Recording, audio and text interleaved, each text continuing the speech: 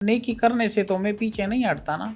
मैंने तो अभी आखिरी नेकी जो की थी, अभी लास्ट जो आपको बताऊं, वो तो मैं समझता हूं कि मैंने बहुत बड़ी नेकी की है। वो क्या नेकी है? मैंने पबजी का जो लास्ट राउंड होता है उसके अंदर मैंने AWM अपने दोस्त को गिफ्ट कर दी। हालांकि AWM आपको मिल जाए और वो भी 8x के साथ। आप सुना है कि तालिबान के हत्थे भी चढ़ गए थे एक दफ़ा। असल में मैं अफ़गानिस्तान ये सोच कर गया था कि मैं वहाँ पर ओसामा बिन लादेन साहब का इंटरव्यू करूँगा। वो मुझे मिल भी गए और मुझे उन्होंने इंटरव्यू दे भी दिया। मैंने उनसे पहले सवाल किया कि अमेरिका के लिए सबसे बड़ा ख़तरा कौन है? उन्होंने कहा मैं। फिर मैंने पूछा कि अमेरिका को पैरों पर कौन लाएगा? उन्होंने कहा मैं। फिर मैंने कहा कि अमेरिका की आंखों में सबसे ज़्यादा चुभता कौन है? उन्होंने कहा मैं। ये सिंपल सी चीज़ है, इस पे तालिबान ने आपको पकड़ा क्यों? भाई गलतफ़हमी ये हुई थी कि जैसे-जैसे शाम हो रही थी तो मुझे सामने वाला नज़र भी नहीं आ रहा था, मैंने इंटरव्यू कर लिया। एक निजी टेलीविज़न के ऊपर आपका जो शो चलता है जिरगा, उसमें आप 1 मिनट, 1 मिनट। मेरे शो का नाम जिरगा है। जी, वही आपका मैं शो 5 साल से उसको कुछ और समझ रहा हूँ। मैं तो समझ रहा हूँ सबको मैं बताता हूँ जिगरा में आओ, जिगरा में आओ। 1 मिनट। अस्सलाम वालेकुम नाज़रीन, आप देख रहे हैं बैठक गर्दी। मैं हूं आपका मेज़बान मोहम्मद अली ख़ान। आज के बैठक गर्दी में हमारे साथ मौजूद हैं एक और सहाफ़ी जिनका नाम है सलीम साफ़ी। आइए उनको खुशामदीद कहते हैं और उनसे सवालात का सिलसिला शुरू करते हैं। अस्सलाम वालेकुम सर, कैसे हैं आप? वालेकुम अस्सलाम, मैं खैर खैरियत से हूँ और आपकी खैरियत का मतलूब हूँ। सर ये बताइए, आपने सहाफ़त का आगाज़ कब और कैसे किया? देखें आप चाहे जितना भी एड़ी चोटी का ज़ोर लगा लें, लेकिन मैं इस सवाल का जवाब नहीं दूंगा। वही आपने रस्मी घिसा पेटा सवाल किया है, सारी दुनिया ये सवाल करती है और आप जैसे सहाफ़ी जो अभी सहाफ़त की बलूगत तक नहीं पहुँचे हैं वो इस तरह के घिसे पेटे सवाल करते हैं। अभी आप अनपढ़ सहाफ़ी हैं, आपको बड़ा टाइम लगेगा मेरे लेवल तक पहुंचने के लिए। जब आप मेरे लेवल पर पहुंच जाएंगी तो फिर आप मुझसे सवाल करने के लिए हक बजानिब होंगे और मैं भी आपको जवाब दूंगा। आपकी मर्ज़ी है, ना दें जवाब, मैं आगे कोई और सवाल पूछ लेता हूँ। नहीं, अभी जवाब सुनो, जवाब तो मैं आपको दूंगा। जवाब ये है कि सहाफ़त का आगाज़ मैंने एक्सीडेंटली किया और मैं हादसाती तौर पर सहाफ़त में आया। मुझे याद है कि मेरा एक दोस्त सहाफ़त का ऑडिशन देने जा रहा था तो मैं भी उसके साथ चला गया, लेकिन किस्मत का पलटा आप देखें, वो रिजेक्ट हो गया और मैं सिलेक्ट हो गया। यूँ मैंने हादसाती तौर पर सहाफ़त का आगाज़ किया। साफ़ी साहब, ये तो वही स्टोरी हो गई जो हर हीरोइन सुनाती है कि मैं अपनी सहेली के साथ गई थी, वो रिजेक्ट हो गई, मैं सिलेक्ट हो गई। और ये सहाफ़त का ऑडिशन होता कहाँ है? अच्छा, यानी कि एक हीरोइन अगर कहे कि मैं हादसाती तौर पर इस फील्ड में आई हूँ तो आप मान लेते हैं, और मैं जो कह रहा हूँ कि मैं भी हादसाती तौर पर सहाफ़त में आया था लेकिन आप मान नहीं रहे। वैसे मुझे दिख रहा है कि आप औरतों की बातों में जल्दी आ जाते हैं। ये इतना बुरा मुंह क्यों बना रहे हैं? मेरा नाम सलीम साहब ही है, कोई हमदर्द साहब ही नहीं। सर मैं किसी की बातों में नहीं आता, ना औरतों की ना मर्दों की। मेरा काम है सवाल पूछना और मैं पूछूंगा। इधर मेरे आंखों में आंखें डाल के देखो। चल झूठा। क्या आपकी आंखों में आंखें डाल के देखो? आपने जो ऐनक लगाई हुई है उसके एक शीशे के ऊपर इतना बड़ा टॉम फोर्ड का स्टिकर लगा हुआ है और दूसरी साइड पे मेड इन चाइना लिखा हुआ है। क्या बात कर रहे हैं आप? इसका मतलब ये है कि ये चश्मा जो मैंने पहना है ये बहुत महंगा है और इसको मैंने पहना है, इसको मैंने कोई इसके अंदर तब्दीली नहीं की है। ये अपनी असल हालत में मेरे चेहरे के ऊपर चस्पा है। सर ये महंगा क्या होता है? महंगा वर्ड है और आप उर्दू की इतनी टांग क्यों तोड़ते हैं? जमाना मख्त दियो को रखपल कारो का सही सवाल करो यार, ये किस किस्म की उर्दू की बात करते हो? उर्दू मेरे ख्याल से मेरे से अच्छी जो है वो कोई नहीं बोल सकता। क्या बात है? अरे हाँ, टोकर से याद आया कि टोकर पे बनू वालों का रोश बड़ा ज़बरदस्त मिलता है। हैव यू ट्राइड इट और not? Sir I have tried it, but यहाँ उसका जिक्र क्यों कर रहे हैं आप मुझे अपने फील्ड से रेलिवेंट सवाल पूछने दें और उसके रेलिवेंट जवाब दीजिए। और पूछना मैं आपसे ये चाहूँगा कि ये सारी बातें छोड़ के मुझे बताइए कि आप सहाफ़ी कैसे बने? देखें, सहाफ़त जो है वो मैं सहाफ़ी बनना तो नहीं चाहता था, मैं तो पायलट बनना चाहता था और वो भी फाइटर पायलट। और मैं अगर बन जाता तो ये जो अभी इंडिया पाकिस्तान की जो जंग हुई थी इसमें जो 7 तैयारे इंडिया के गिरे थे वो भी मेरे हाथों गिरते। चलिए ये बताएं, आप पायलट क्यों बनना चाहते थे? भाई मैं पायलट इसलिए बनना चाहता था, मैं वो परिंदा देखता था कौवा, अच्छा। जो कारगा उसको बोलते हैं, कारगा का जो करता बिल्कुल है। बिल्कुल। वो उड़ता था तो मैं उसको देखकर बड़ा जेलिस होता था। मैं बोलता था ये कोते का बच्चा जो है उड़ सकता है तो मैं क्यों नहीं उड़ सकता। तो इस वजह से ये मेरे उसमें जो है वो दिल में बात पैदा हुई कि हाँ यार, I should be a pilot. But इंसान जो चाहता है वो उसको नहीं मिलता। हर किसी को मुकम्मल जहाँ नहीं मिलता, किसी को जहाँ नहीं मिलता और किसी को मिलता ही नहीं है जहाँ। आपकी बातें मुझे बिल्कुल समझ नहीं आ रही, लेकिन ये बता दीजिए कि आप पायलट बने क्यों नहीं फिर? देखें, बातें तो मुझे ये हमारे जो एयरफोर्स वाले हैं उनको भी नहीं समझ आती थी, इस वजह से उन्होंने मुझे जो है वो नहीं लिया। वरना मतलब उनको पता था मैं उनसे कम्युनिकेशन कैसे करता। हाँ भाई, जहाज़ उड़ गया है, हाँ यहाँ से जा रहा हूँ, उधर चला जाऊँ, नहीं मैं तो इधर जहाज़ उतारूँगा, ओवर रॉजर रॉजर रॉजर। वैसे तो मैं जानता हूँ कि आप धीमा बोलते हैं और शायद बाकी कम्युनिकेशंस में आपको प्रॉब्लम आती है, लेकिन फिर भी अगर आप किसी दुश्मन का जहाज देख लेते तो उसको वार्न कैसे करते कि वो आपकी टेरिटरी में एंटर ना हो? देखिए, मैं अगर पायलट होता तो मैं तो बड़ा ख़तरनाक तरीके से उनके साथ पेश आता। मैं उनको सीधे सीधे वार्निंग देता। अगर मेरी टेरिटरी में कोई दुश्मन जहाज़ नज़र आता, मैं उसको कहता, ओए टीज़ाना, ओए टीज़ाना, राना शेगुरे देता रफ्ता बर्बाद पुहुकू, राना शेगुरे टीज़ाना, ओए टीज़ाना, राशा टीज़ाना छे त्यादा छे उसका शाबा। इसका क्या मतलब था? मतलब मैं उसको पहले ही ये धमकी देता कि ख़बरदार इधर आने की हिम्मत नहीं करना, और अगर आ ही गए हो तो चलो आ जाओ, चाय तैयार है पी लो। हिम्मत क्या होती है? हिम्मत हिम्मत से बड़ी होती है।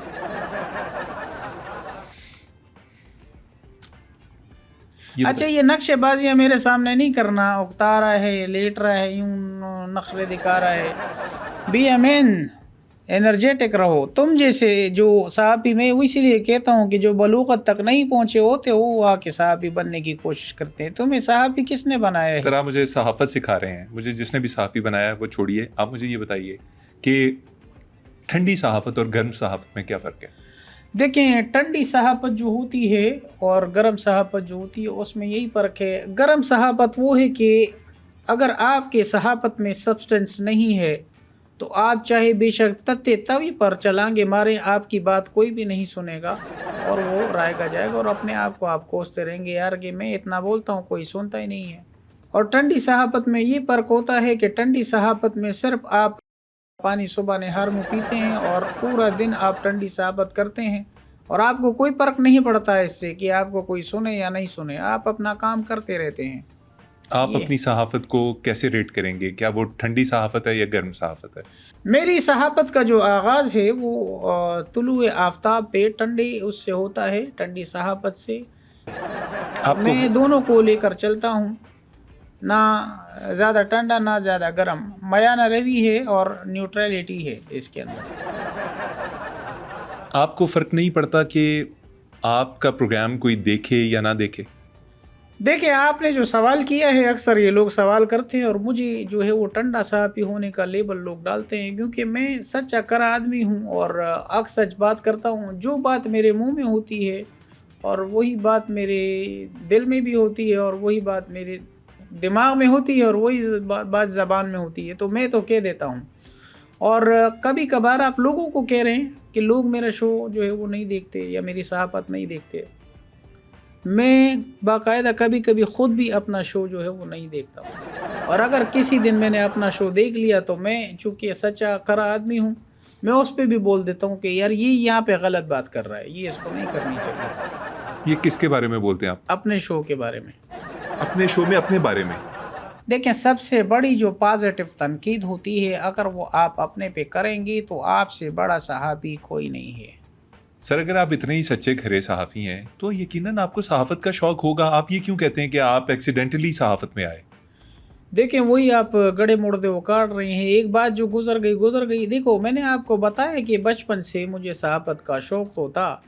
हमारे इलाके में अगर कोई बकरी दूध देना बंद कर देती थी तो सबसे पहले मैं ही शोर मचाकर पूरे गांव को ख़बर सुना देता था कि ओए दूध देना बंद कर दिया है। और इस तरह मेरी सहाफ़त का जो है वो आगाज़ होना शुरू हुआ था। और फिर हमारे इलाके में मुर्गों की लड़ाई, कुत्ते बिल्लों की लड़ाई, इसमें भी मैं शोर मचा देता था कि यार ये जो करा रहा है अमेरिका करा रहा है। ये आपने मशहूर किया ये लाइन, जो करा रहे हैं अमेरिका करा रहे। जी, ये एज़ाज़ मुझे हासिल है, ये मेरा जुमला है जो मैंने बनाया था कि जो करा रिया है, अमरीका करा रिया है। तो आप एक पठान आदमी हैं, आप पश्तो बोलते हैं, आप उर्दू बोलते हैं, तो ये आपने पंजाबी में जुमला क्यों बनाया कि जो करा रहे हैं, अमरीका करा रहे हैं?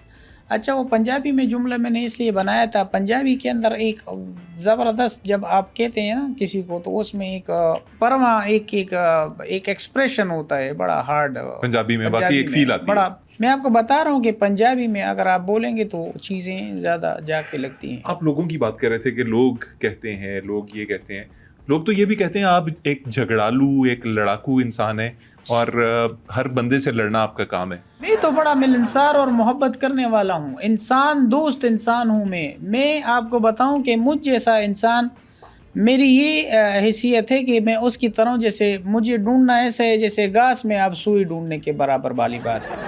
इसका आपके मिलनसार होने से क्या ताल्लुक है?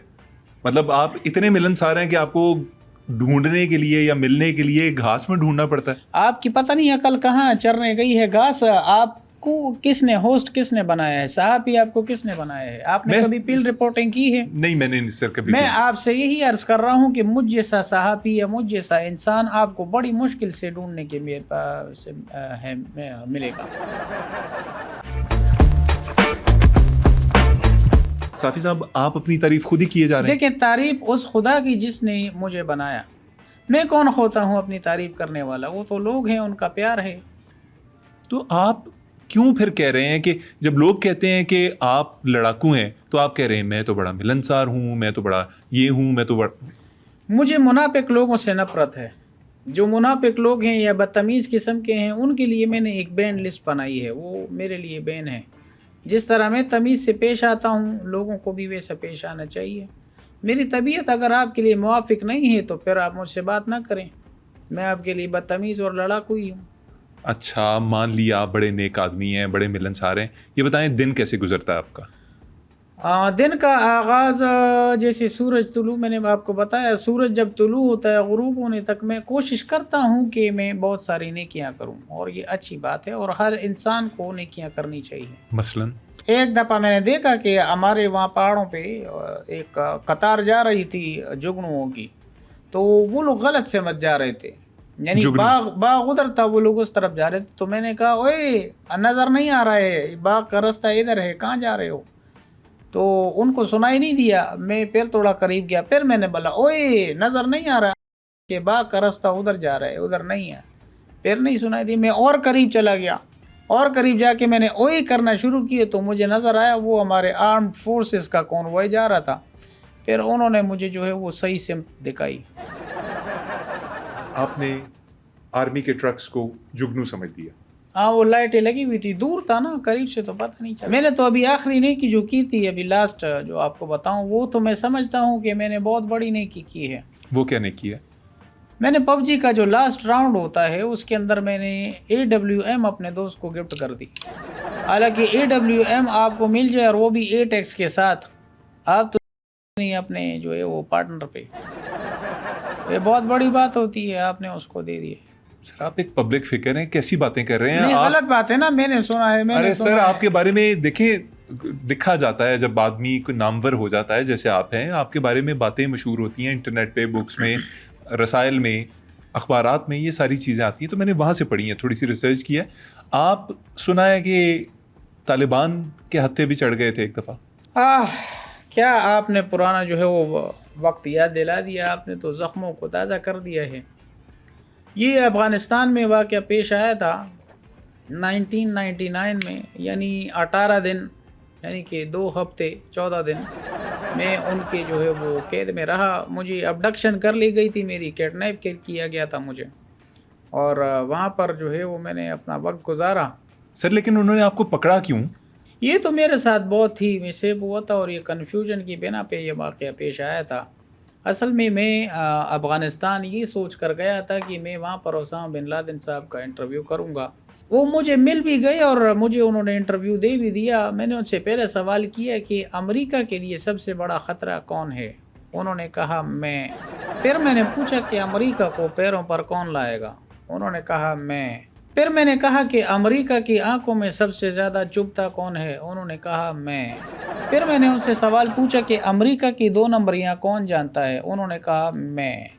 ये सिंपल सी चीज़ है, इस पे तालिबान ने आपको पकड़ा क्यों? भाई गलतफ़हमी ये हुई थी कि जैसे-जैसे शाम हो रही थी तो मुझे सामने वाला नज़र भी नहीं आ रहा था, मैंने इंटरव्यू कर लिया। ये पहाड़ी पे मैंने इंटरव्यू किया था, तस्वीर देखें। ये देखें, ये इनसे लिया था, वो मुझे तो नज़र नहीं आ रहा था, मुगालते में हो गया, रात हो रही थी। ये तो पहाड़ी बकरा है। गलती मुझसे यहाँ पे ही हुई कि मैं उनको सही देख नहीं पाया। तो फिर उन्होंने जो है वो मुझे पकड़ा और मुझे कैद कर दिया और ये ऐनक उन्होंने मुझे लेके दी कि नेक्स्ट टाइम अगर किसी का आप इंटरव्यू करने जाओ तो कम से कम आपको नज़र आए कि सामने कौन है। ये जो 4 दफ़ा मैं उसामा ने कहा, वो असल में ये उसामा थे? वो उसामा बिन लादेन नहीं थे, वो ये था। और मैं तो शुक्र करता हूँ कि किसी मेरे गलत सवाल पे इन्होंने मुझे टक्कर नहीं मार दी, वरना पहाड़ी से सीधा तेरा भाई नीचे। सर आपको उन्होंने ना सिर्फ गिरफ्तार किया है, एब्डक्ट किया और अपने पास रखा है। मैं होता ना उनकी जगह तो मैं। आप किस तरह के सहाफ़ी हैं? किस तरह की सहाफ़त है ये कि एक बकरे का इंटरव्यू करके आपने उसामा बिन लादेन के नाम से चला दिया? आप गलत कह रहे हैं, आम बकरा नहीं है, ये पहाड़ी बकरा है। अच्छा, जब उन्होंने अपनी कैद में आपको रखा तो आपके साथ क्या सलूक किया? बस मैं इस बारे में क्या कहूँ, खाना मुझे उतना ही देते थे कि जितना मैं जी सकूँ। कितना खाना फिर भी? 8 पराठे और तकरीबन 2.5-3 किलो मटन का सालन। मुझे लगता है ये जो सेहत बनी है ना आपकी थोड़ी बहुत जो है, जो आप पहले बहुत पतले से थे वो आप कैद में ही बने हैं। देखें, जुल्म तो उन्होंने बहुत किए थे, 4-4 स्त्रियाँ लगाई। आपको? नहीं, मुझे नहीं, उन्होंने वहाँ पे लगाई इस्त्री करने के लिए। मुझे कपड़े दे देते थे कि यार ये कपड़े आयरन करो, इस्त्री करो। और देखे ना कि क्वालिटी भी उन कपड़ों की जो है वो अलग अलग होती थी। कन्फ्यूजन तो यही थी कि सारे इस्त्रियों के वो एक नंबर पे ही लॉक किए हुए थे, वो गर्म करने का जो उनका होता है पैमाना। अब उसमें शपोन के कपड़े भी हैं, रेशम के भी है, उसके अंदर कद्दर भी है, सूती कपड़ा भी है, तो बंदा किस तरह करे। तो इस तरह से मैंने जो है वो सारे कपड़े जो है बड़े मुश्किल से प्रेस करके दिए। अब चूंकि कैदो बंद में इंसान जब होता है तो ये चीज़ें तो करनी पड़ती हैं। लेकिन मोहम्मद अली ख़ान साहब इतनी सऊवतें बर्दाश्त करने के बाद और बेजा हब्स में रहने के बावजूद, जब मैं आखिरी वक्त वहाँ से जब मैंने भागने का प्लान बनाया और जिस दिन मैं भागा वहाँ से, जब मैंने भागने का फाइनली प्लान बनाया, मैंने उन लोगों को नाकाबिले तलाफी नुकसान पहुँचाया। नाकाबिले तलाफी नुकसान? क्या ऐसा कोई नक्शा लेके भागे हैं आप? क्या किया आपने? मैं आपको लेट मी शो यू, ये चीज़ मैंने उनकी उठा ली और ये उनके लिए बहुत इम्पोर्टेंट थी। ये देखिए, ये अभी तक काम कर रही है।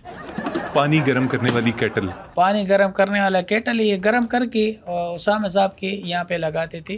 गुर्दों का उन्हें अर्जा लाहक हुआ था और हर खाने के बाद आपको पता है कि कहवा पीना होता है उन्होंने, तो ये इसलिए भी इस्तेमाल आता था। तो इसकी सिग्निफिकेंस बहुत थी उन लोगों के नज़र में। और गार में से ये आप उठा के भाग ये गए? मैं उठा कर भाग गया हूँ और इसकी क्वालिटी देखिए अभी भी सही है, ये अभी भी काम कर रहा है। ये होता है ना, जापानी आइटम जो होते हैं वो मजबूत होते हैं।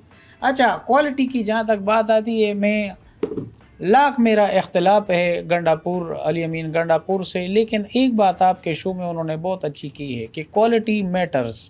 हाँ, ये उन्होंने कहा था। ये पूछता हूँ आपसे कि एक निजी टेलीविज़न के ऊपर आपका जो शो चलता है जिरगा, उसमें आप। एक मिनट, मेरे शो का नाम जिरगा है जी, वही। मैं 5 साल से उसको कुछ और समझ रहा हूँ। मैं तो समझ रहा हूँ सबको मैं बताता हूँ जिगरा में आओ, जिगरा में आओ। एक मिनट, हाँ यार, तुमने मुझे क्यों 5 साल अंधेरे में रखा है? नहीं, गलत किया है आपने बिल्कुल गलत। मुझे बताना तो चाहिए था कि मेरे शो का नाम जिरगा है। मैं उसको जिगरा जिगरा समझ के सबको बता रहा हूँ। किसने रखा है ये? नहीं, मुझे आप ये बताएं। देखिए, आपने पहले मुझे कभी इतने गुस्से में नहीं देखा होगा, लेकिन आज मैं गुस्से में हूँ। नहीं, मुझे बताओ, ये मुझसे पूछे बगैर ये नाम मेरे शो का किसने रखा है? जिरगा। मैं जिगरा जिगरा उसको समझ के कर रहा हूँ। किसने रखा है? आपने? अच्छा, ठीक है। नाज़रीन, ये थे सलीम साफ़ी जो आज हमारे मेहमान थे और उन्हें हमारे प्रोग्राम के तवस्सुत से ये भी पता चला कि उनके प्रोग्राम का नाम जिरगा है, जिगरा नहीं। अगर आपको ये प्रोग्राम अच्छा लगा तो प्लीज़ इसे लाइक कीजिएगा और चैनल को सब्सक्राइब कीजिएगा। बेल आइकन को ज़रूर दबाइएगा ताकि हमारी तमाम नई वीडियोस की नोटिफिकेशंस आप तक पहुंचती रहें। प्रोग्राम को पसंद करते रहिए, हम आपसे सिर्फ यही चाहते हैं। यार मोहम्मद अली खान, मुझे ये बताओ, ये सहाफत के 4 पिलर कौन से होते हैं? और सर जी, सहाफत के 4 पिलर्स नहीं होते, सहाफत 4 पिलर्स में से एक होता है। अच्छा,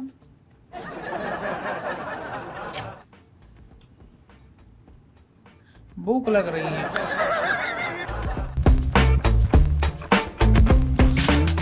ये ज़मीं रुक जाए, आसमां झुक जाए, मेरा चेहरा उन जब नजर आए। मुझे ये बताएं, पाकिस्तान क्यों छोड़ा? मैं किसी रेस्टोरेंट जाता, मुझे दूर से आता देख के रेस्टोरेंट वाले शटर अपना बंद कर देते थे। ये कहाँ का इंसाफ है? एक जमाने में पाकिस्तान में म्यूजिक बैंड टूटते थे ना, म्यूजिक बैंड्स, बिल्कुल। मेरा बेड टूट जाता था। हर हफ्ते मेरा बेड टूट जाता था और पाकिस्तान में कोई ऐसा तरखान ही नहीं होता था जो मेरा जम्बो बेड बना के दे मुझे। ये जंबो बेड जब नहीं बना आपका सुपर जंबो बेड, तो आपने पाकिस्तान ही छोड़ दिया? यही नहीं यार, रोजनामा जुर्रत ने मेरे बारे में ये लिखा था कि बहुत बड़ा फनकार पैदा हुआ, और इतना बड़ा फनकार जब पैदा होता है तो बहुत बड़ा खला पैदा होता है। मैं बदकिस्मत भी रहा हूँ भाई, मेरे इंडिया शिफ्ट होने के बाद 80 करोड़ लोग वहां पे भूखे सोते हैं। आप उनका खाना खाते हैं? मुझसे उन्होंने चांद पे जाने के लिए, अपने रॉकेट में डालने के लिए भारी मिकदार में ANG ली है। वो उन्होंने रॉकेट में डाली है, फिर वो चांद पे पहुंचे। जरा ढोल के बजाओ दोस्तों, डिडिडिडिडिन, मेरे संग तुम भी खाओ दोस्तों, डिडिडिडिडिन, शर्माओ ना बाप कमाल है, डिडिडिडिडिन, खाओ खाओ और खाओ दोस्तों, डिडिडिडिडिन। अस्सलाम वालेकुम नाजरीन, आप देख रहे हैं बैठक गर्दी। मैं हूं आपका मेजबान मोहम्मद अली खान। नाजरीन, आज हमारे स्टूडियो में जो मेहमान शख्सियत मौजूद है वो बहुत ही कंट्रोवर्शियल है। जब ये पाकिस्तान में थे तो कई दफा इतने साकत रहते कि कई दिनों तक एक जगह पर पड़े रहते, और जब से ये इंडिया शिफ्ट हुए हैं इतने एनर्जेटिक हुए हैं कि इनको रोकना मुश्किल है, अपने स्टूडियो में बैठाना मुश्किल है, इनका इंटरव्यू लेना मुश्किल हो रहा है। हमारे साथ मौजूद हैं अदनान समी खान। ओ भीगी भीगी रातों में, भीगी भीगी।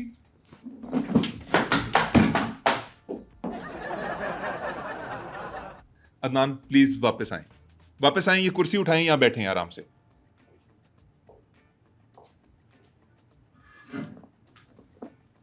ये क्या हरकत थी? आस बरसातों में आना, हो गया आपका?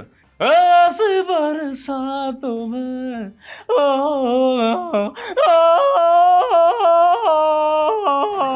क्या हो गया? बस कर दें, मुझे बताएं अदनान। यार किल किसने रखी है कुर्सी में? किल लगी हुई है यार यहाँ आप पे। यार बकायदा किल लगी हुई है। अच्छा चले, आज शपथ यार किल लगी हुई है। आए शपथ ना करें, मुझे ये बताएं आप कैसे हैं, तबीयत कैसी है? अबुन एकदम चकास, एकदम रापचिक रहे। ये फेक एक्सेंट छोड़ दें, आप इंडिया में नहीं है इस वक्त, आप पाकिस्तान आ चुके हैं।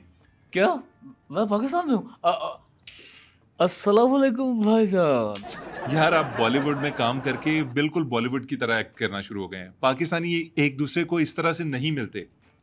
खैर छोड़ें, आप ये बताइए कि आपने पाकिस्तान को क्यों खैर बात कहा, आप इंडिया क्यों शिफ्ट हुए? सबसे पहले तो मैं अपने फैंस को हाई करना चाहूँगा, और पूरी दुनिया आपको पता है मुझसे प्यार करती है, क्योंकि पाकिस्तान क्यों छोड़ा, दोबारा पूछ रहा हूँ। बट्टों की वजह से। बटों की वजह से? जी मतलब कैसे? यार, मुझे ललचाए हुए नजरों से देखते थे, बट अब मेरी फिजिक ऐसी है, इसका मतलब ये थोड़ी है कि यार आप मुझे खा जाने वाली नजरों से देखोगे। मैं तो ये चीज सोच सोच के घबरा जाया करता था, और मैं बहुत सहम सा गया था मैं। तो आपने बेसिकली पाकिस्तान बटों के गम से छोड़ा? No no no no no no, मैंने आपको बताया ना, देयर वर सेवरल रीजंस कि मैंने पाकिस्तान को छोड़ा। उसकी और भी वजह होता है। मेरे साथ वो हुआ है। आज मैं यहाँ पे अपने आप को एक किस्म का, मेरे इंडियन फैंस भी देख रहे हैं, मेरे पाकिस्तानी फैंस भी देख रहे हैं, आज सबको बताऊंगा, मैं अपने आप को खोल के रखूंगा। आज ये जो मुझे ट्रोल करते हैं ना, ये जो मुझे ट्रोल करते हैं, तुम लोगों के लिए ये मेरा जवाब है। आज मैं अपने आप को यहाँ पे खोल के रख रहा हूँ और एक एक बात का जवाब दूंगा। आज सबको पता चलेगा हकीकत। मैं हकीकत से तरपाल उठाऊंगा आज। पर्दा उठाते हैं। मेरा तरपाल बनता। अच्छा यार, 1 मिनट में अभी आया हूँ, मेरा थोड़ा प्रॉब्लम है। Can I go to for सलाब? सलाब? हाँ। नहीं अदनान समी खान साहब, थोड़ा सा वेट कर। Sorry to cut you here, मेरा नाम सिर्फ अदनान है, सिर्फ अदनान आप मुझे पुकार सकते हैं। आपका नाम अदनान समी खान नहीं है? नहीं, वो मैं जब बॉर्डर पे पहुंचा था इंडिया के, जब दाखिल हुआ वहां पे उन्होंने समी और खान निकाल दिया था, अदनान रहने दिया था। इंडिया जाके फिर भी खुश हैं? नहीं, सेम सिचुएशंस वहां भी मुझे फील करनी पड़ रही हैं। और मैंने आपको बताया ना, यहाँ पे मेरे साथ बहुत से मसाइल थे, बहुत प्रॉब्लम्स का शिकार था मैं। I am an artist, artist is boundary less. Adnan साहब, आप तो शुरू से ही बाउंड्री लेस हैं, इतने खुले थे आप। एक्सक्यूज मी, आप मेरी बॉडी शेमिंग कर रहे हैं। Adnan, I am really sorry, मैं वाकई थोड़ा जज्बात में बह गया था। आप जब से आए हैं अजीबो गरीब किस्म की हरकतें कर रहे हैं। सो प्लीज़ अब चीज़ों को ड्रैग मत करें, मुझे ये बताएं पाकिस्तान क्यों छोड़ा? बताता हूँ ना, बताता हूँ। आज सबको पता चलेगा, सबको पता चलेगा, मैं बताऊंगा। आज मैं सब बताऊंगा। तो यार बताएं ना। देखिए, सबसे पहले जब मैं लंडा बाजार गया, जब भी मैं गया, मेरे साइज का कच्चा नहीं मिलता था यहाँ। मैं किसी रेस्टोरेंट जाता, मुझे दूर से आता देख के रेस्टोरेंट वाले शटर अपना बंद कर देते थे। ये कहाँ का इंसाफ है? ऐसी ऐसी बातें हैं कि मैं बता नहीं सकता। आज मैं आपके सामने अपने आप को खोलने जा रहा हूँ।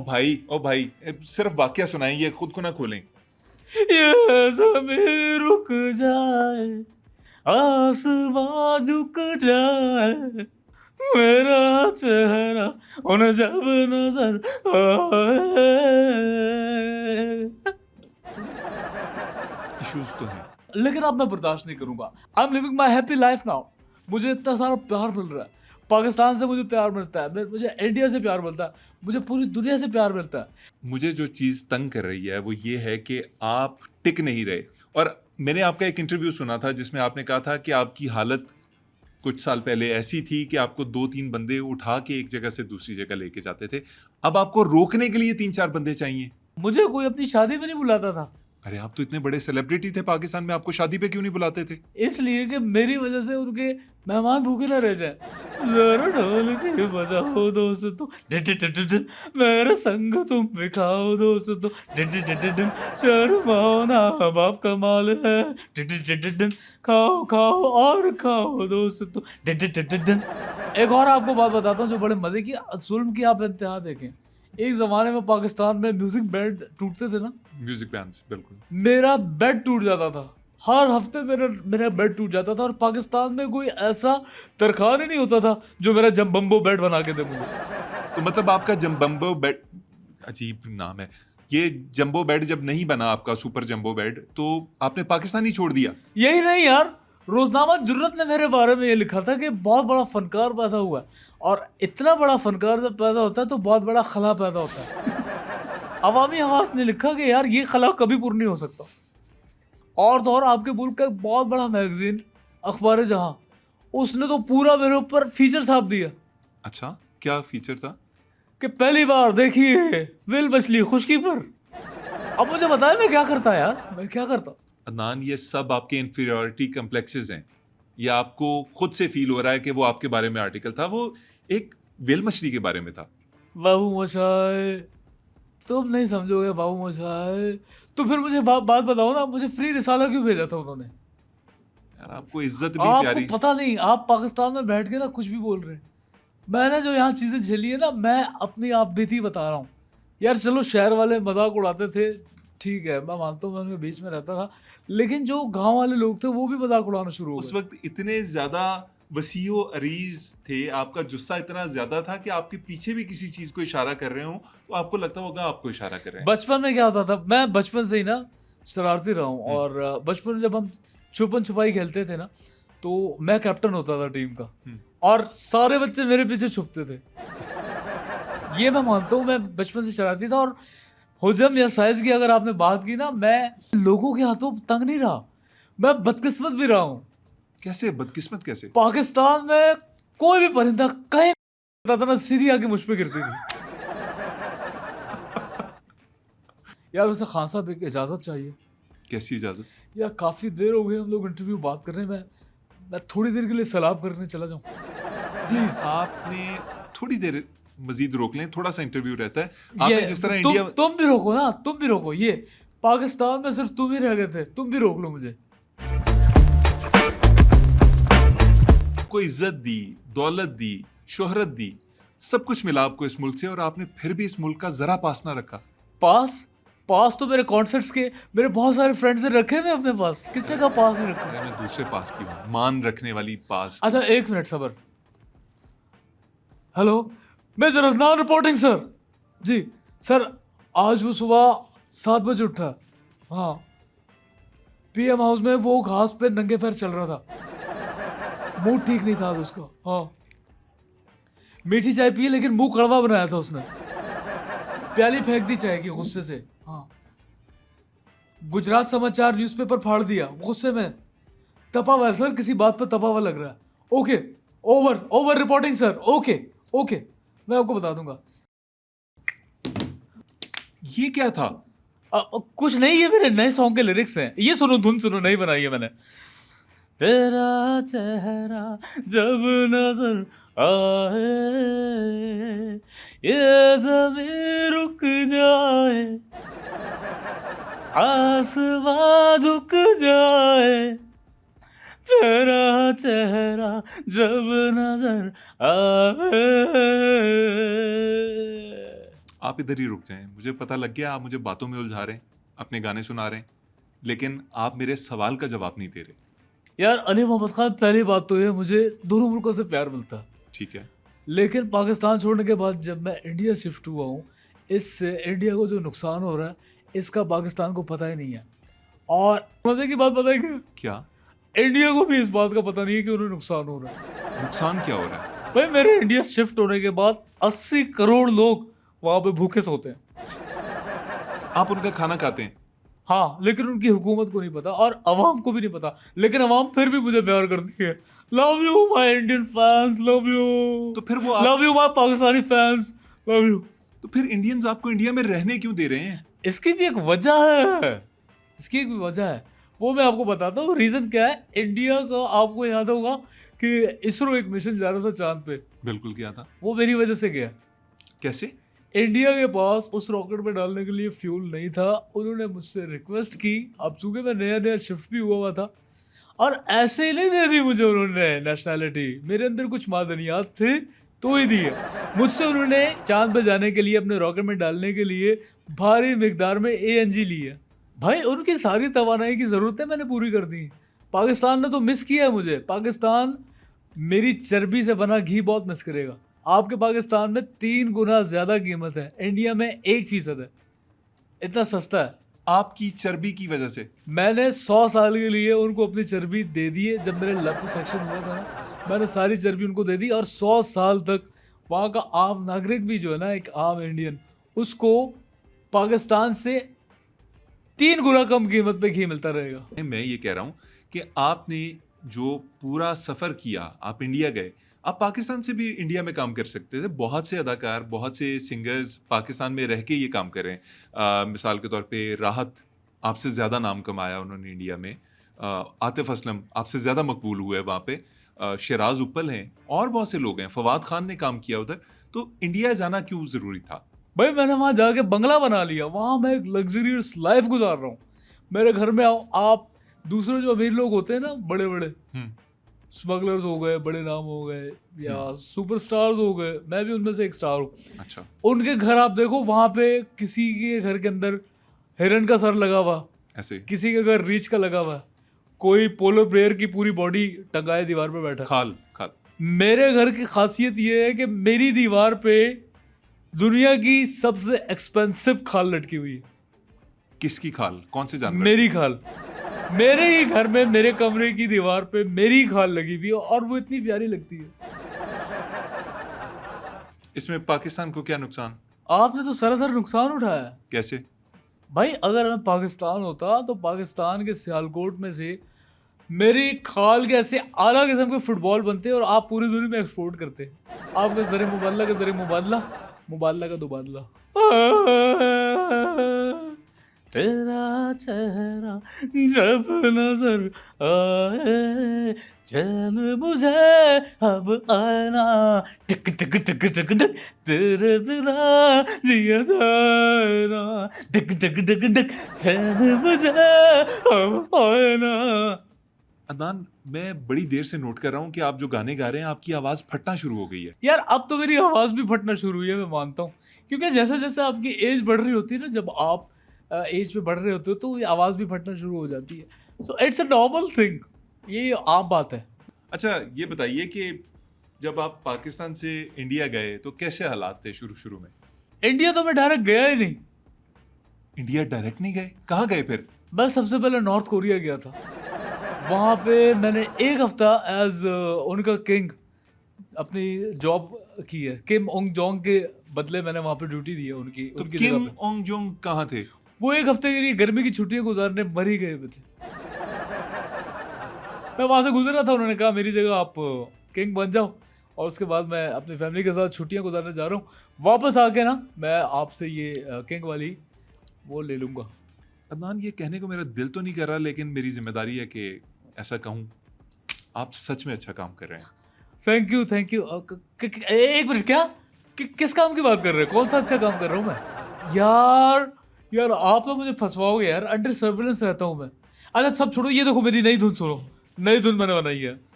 टन टन टन टन टन टन टन।